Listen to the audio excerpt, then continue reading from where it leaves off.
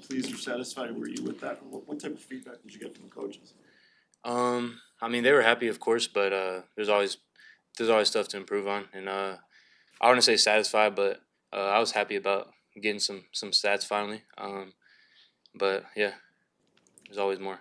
I don't think we talked to you since the Hall of Fame game. Did they ever explain why that didn't go down as a sack to you? No, yeah, I'm not sure. You hit I the just get what I quarterback, get. right? Yeah, I did. But BC came in and hit the ball out before the quarterback went down, so it was just quarterback hit. Yeah. Also, the coaches talk all the time about the feel you have for working against a tackle or an opposing offensive line. Where did that start for you? When did you realize you kind of had a knack for knowing how to do that? Shoot, like second grade, third grade. Like I've been playing football since kindergarten, so I just always had that natural instinct. My dad being in my uh in my back pocket the whole time because he played D tackle, so he taught me a lot. But yeah, I just always had that natural torquing, pushing, pulling like since I was younger. Were you just dominating kids in second grade? Yeah, I was playing up in kindergarten through fourth grade, and then I went back to my own position and then started D line. So yeah, Since the preseason game started, where do you think you've come the furthest now that you've gotten into live NFL game action? um, I would just say my get off and I feel like my setup and knowing my assignment, and those few things has been coming together pretty well. And once you get in the swing of the game, it moves so much smoother and less thinking and just more work. So yeah. In the early goings here, we've heard a lot of comparisons from you to Max Crosby. What does it mean to you to hear your name, associated with him? Not me. It's great. He's a great player. Talked to him a bunch. Went to the pass rush retreat in Vegas. So it's great because as a great player, he works his ass off. So it's just great to be able to be compared to somebody like that. But at the same time, I'm my own player and I have my own field and hopefully I can make my own legacy just like him. Was that the first time you met him at that pass rusher retreat? First time in person, yeah. Yeah. But we've FaceTimed a couple times. Yeah. Anything in particular that you gleaned from him, learned from him during that? I would just say observing like how he does everything. Like everything he does, it's full intent like of getting better. Like even when we were doing like the walkthroughs in the warm ups at the camp, he was fully locked in on his stretching out and stuff like that. So just seeing how he moves and how he takes care of the business. So. Coach Eberflus said after the game that he was impressed with your ability to not predetermine your rush and all those things. Was that something that you've always done, or did that have to be coached out of or coached into you rather? No, 100%. I've just always been like that. Never. I don't have a set move that I'm about to hit or anything like that. The only thing I will set is either going harder inside or harder outside. Because if I go harder inside, then I'm probably gonna spin out and work back in or something. Or I go hard upfield and then I'm gonna go inside. So that's the only thing that I predetermine. Everything else is just reaction. Was it I guess like in terms of your pass rush repertoire and what you feel like you still have left on the table? Like, is there a move that you feel like you're trying to add over the next couple weeks to make you a more complete pass rusher by the time the season gets here? I feel like I have about every move in my bag. I can definitely get better at those for sure. But yeah, long arm's my fastball, and then I just work off that. Whether that's spin, whether that's arm over, everything else just goes. It just happens. Also, Reaction. we saw you with your hand in the dirt and also in a 2-point stance. What about that versatility helps you as a pass rusher? Yeah, I mean, also I stand up a lot just because we had a lot of chippers last week, so it was easier for me to get off the chipper. But also, if we have like a train where I'm taking the running back, if he flares out, then that's easier for me to stand up and go get that. So yeah, just random mixing it in, and also I feel like if you're standing up wider out, then they're more eager to get out to you. So that's when you can set that inside move a little more too. But that goes hand in hand with the width that I am away from the tackles. So. Coach Washington was in here talking yesterday about not getting too high ahead of the cart with you. We also saw him interacting with you on the last episode of Hard Knocks. Just talk about the dynamic between you guys and how he's helped you so far. Yeah, I mean, he's just been a great help, and he's stayed on me. But at the same time, he knows that to be able to go do what you want to do, you have to have that confidence. So he has a great medium of installing that confidence in me. But at the same time, it's never good enough. So we're always getting better. How much is what you've done already either altered or confirmed what you think you can do, the kind of impact you can have as a rookie in the NFL? Can you repeat that question? Yeah, with what you've done so far, Yeah. How much has that kind of confirmed what you thought you could do as a rookie when you came in? Yeah. Has that changed anything for you? Maybe open a few more things, or is it what you? I mean, nah. I've came in since day one and just try to get better and try to stay on the field and get those 1 reps, run with the ones, be the best pass rusher out there. And I feel like I've showed that. I feel like I've showed that, but at the same time, I'm still gonna be working. I'm still gonna be getting better, and I'm still gonna take that rookie role, whatever that is. So yeah. Austin, you've got Montez on one side, but the Bears really have a need for someone to seize, someone to get to the quarterback on the other side. How do you view that opportunity? How do you want to try and seize that spot? Yeah, similar to last question, just keep going out there and showing them I can hang, and I feel like I've done that for the past 2 games. So just continue to get better and keep putting that on film. Thank you guys. Thanks, Appreciate it. Appreciate it. Yep, thank you. So what happens to the ferret? Sad to say, the ferret passed away. It was my 2020 season at the University of Tennessee. Me and Michael Pittman from the Colts, we were roommates, so we got him when I was at USC. And he left for the draft 2019, and then I transferred to Tennessee going into that 2020 season. And he passed away on some, I get a little emotional sometimes. I was at my grandmother's house, and I don't know, he was just paralyzed from the waist down, so I had to put him to sleep. But yeah, nobody come forward and say who did it. It's all good. He's in a better place. It's sad to say. But yeah, R.I.P. Crash. Where do we R.I.P. When my friend John Thomas, he played baseball at the University of Southern California. Now he's a designer guy. He does like a lot of Leatherman jackets for the WNBA. He's always sending me memories and posting Crash on the story, and Pitt will send me some memories too. So he's a one-on-one. You can't get another one. One of a kind. Actually, Crash did get a shout out. It was 2021 when we played Georgia. That's when JT Daniels, my old quarterback at USC, was there. And so CBS Game of the Week, they gave Crash a shout out on game day during the game for sure. So what made it 1-1? I don't know. It was the craziest thing. Me and Michael Pittman, we was playing Washington State, and so it was just a crazy amount of free time like we had. I think we played at like 9 o'clock. And so after we got done with walkthrough, some people took a tour on the Idaho?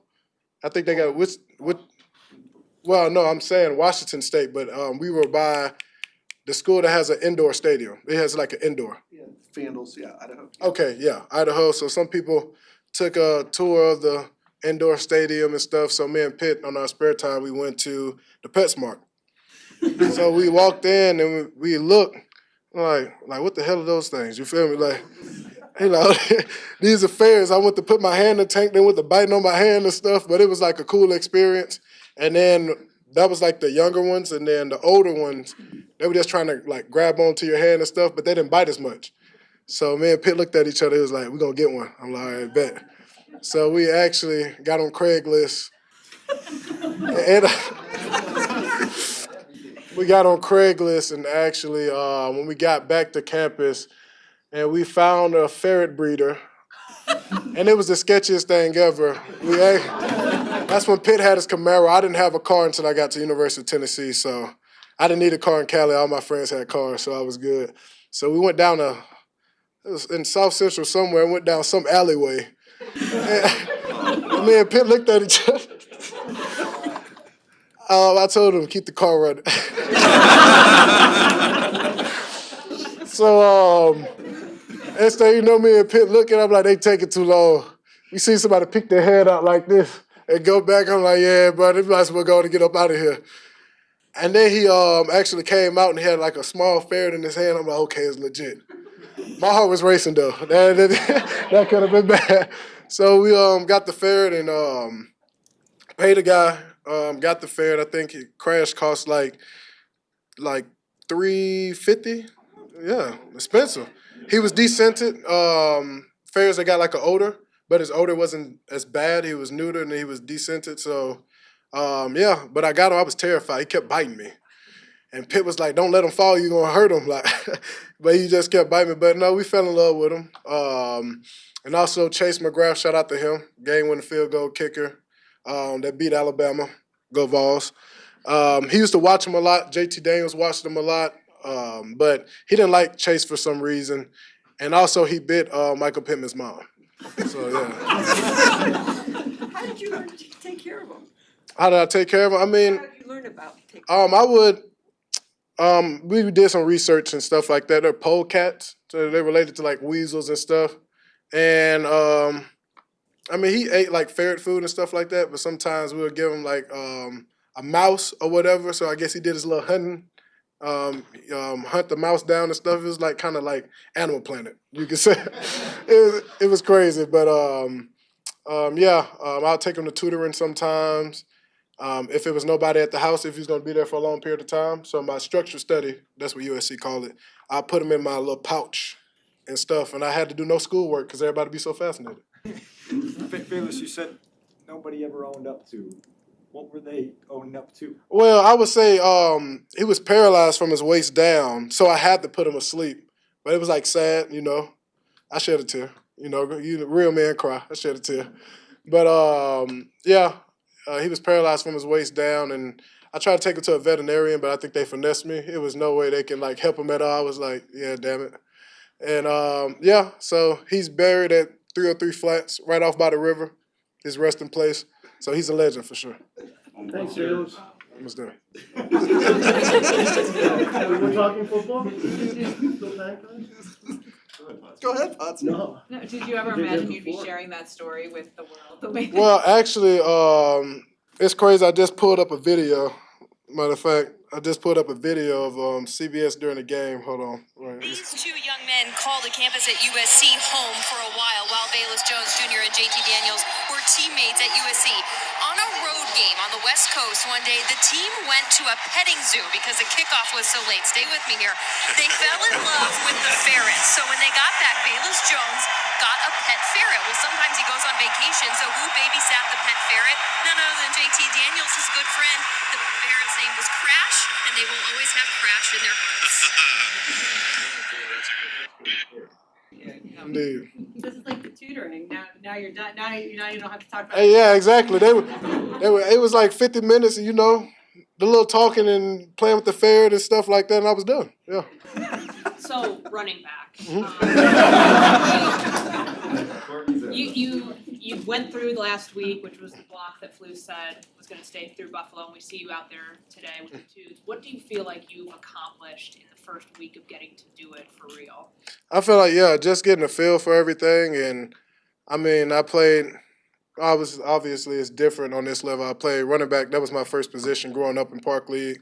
And I played a little my senior year when I was an outside receiver, but teams clout me a lot, so it was difficult to get me the ball. So Jeff Kelly just put me in the backfield and handed me the ball on a toss or sweep out the backfield from Jack West.